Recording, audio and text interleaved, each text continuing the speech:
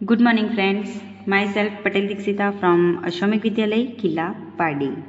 Friends, today we are discuss about Standard 8 Subject Science, Chapter number 10, Reaching the Age of Adolescence. Adolescence means किशोरावस्था. Okay, so किशोरावस्था की age तक कैसे पहुंचते हैं? Reaching the age of adolescence, तो वो हम इस चैप्टर में डिस्कस करेंगे. In the previous chapter you have learn how animal reproduce, means animals का रिप्रोडक्शन कैसे होता है, वो कैसे अपने जैसा दूसरा ऑर्गेनिज्म मीन्स बेबी किस तरह से वो रिप्रोड्यूस करते हैं उसके बारे में हमने डिस्कस किया था. It is only after growing up to a certain age that human beings and many other animals can reproduce. Means ये चैप्टर में हम क्या पढ़ेंगे कि जो बेबी बॉर्न हुआ है, ओके, तो वो बेबी किशोरावस्था तक मीन्स एडोलेसेंस तक कब पहुंचता है, मीन्स वो दूसरा बेबी खुद रिप्रोड्यूस कर सके उस एज तक कब पहुंचता है उसके बारे में हम डिस्कस करेंगे. सपोज एक एनिमल है लाइक गॉट, तो गॉट ने एक दूसरी गॉट को बॉर्न किया, तो वो बेबी कब एक और बेबी बॉर्न कर सकता है, तब तक की जो उसकी एज है उसके बारे में हम इस चैप्टर में डिस्कस करेंगे. Why can humans reproduce only after a certain age? Means humans क्यों वही एज तक पहुंच कर रिप्रोड्यूस कर सकता है. In this chapter you will learn about changes that take place in the human body after which a person becomes capable of reproduction. So एक baby है तो वो बेबी खुद दूसरा बेबी रिप्रोड्यूस कर सके, तो वो एज कौन सी है, वो कितनी एज पे उसकी कैपेबिलिटी होगी इतनी कि वो दूसरा बेबी रिप्रोड्यूस कर सके, एंड उसमें उस बेबी में कौन कौन से चेंजेस आएंगे वो हम इस चैप्टर में डिस्कस करेंगे. In chapter 9 you have learn about human reproductive organs. Here we shall discuss the role that hormones play in bring about changes that make a child grow into an adult. So इस chapter में हम क्या देखेंगे कि हमने chapter 9 में देखा कि रिप्रोडक्टिव ऑर्गन्स, सो उस ऑर्गन में से कौन कौन से हार्मोन प्ले करते हैं एंड कैसे चाइल्ड ग्रो होके एडल्ट बनता है, तो उसके बारे में हम इस चैप्टर में डिस्कस करेंगे. Adolescence and puberty. So Boojho was celebrating his 12th birthday after his friends left. Buzo and Paheli began chatting with their parents. Paheli studies in an all-girls school. She started laughing. She remarked that many of Buzo's school friends, whom she met after a year, had suddenly shot up in height. Some of them were looking very funny with a hair leaf above their lips. Her mother explained that the boys had grown up. So, पहली एक girls school में पढ़ती थी and बुजो के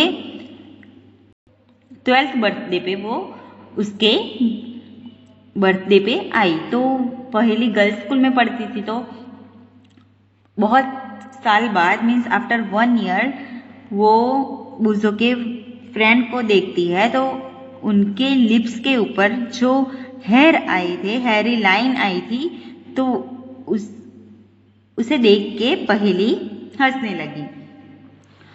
तो उनकी mother ने क्या बताया कि वो बॉयज जो है वो ग्रो हो रहे हैं, उनका ग्रो हो रहा है. Growth begins from the day one is born, but upon crossing the age of 10 or 12, there is a sudden spot in growth which becomes noticeable. The changes taking place in the body are part of growing up. They indicate that you are no longer a child but are on the way to becoming an adult. So आपकी body तो आप जब baby थे तब से ही आपकी body grow कर रही है, बट आफ्टर 10 और 12 ईयर आपकी बॉडी में कुछ चेंजेस आने लगते हैं, जिसकी वजह से वो चेंजेस जो है वो नोटिसेबल होते हैं, हम नोटिस कर सकते हैं। ऐसे चेंजेस होते हैं तो उससे आप क्लियरली आपको पता चल जाता है कि आप अभी चाइल्ड नहीं रहे बट एडल्ट हो रहे हो, ओके, आप बड़े हो रहे हो। I wonder how long this period marked by changes in the body will last. So ये चेंजेस कब तक हमारी बॉडी में आएंगे, okay.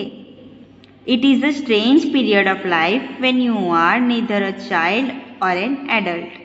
I wonder whether this period between childhood and adulthood had a special name.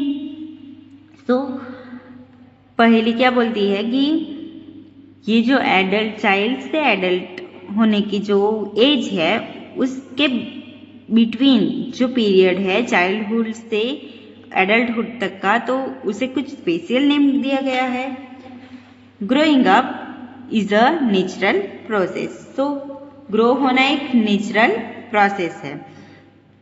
The period of life when the body undergoes changes leading to reproductive maturity is called adolescence. So adolescence किसे बोलेंगे कि हमारी body में जो changes होते हैं, okay, सब ये ग्रोइंग जो है वो नेचुरली प्रोसेस है, बट एक ऐसा पीरियड जबकि हमारी बॉडी में बहुत सारे चेंजेस होते हैं रिप्रोडक्टिव मैच्योरिटी होने के लिए, तो उस चेंजेस के टाइम को क्या बोलते हैं, एडोलेसेंस।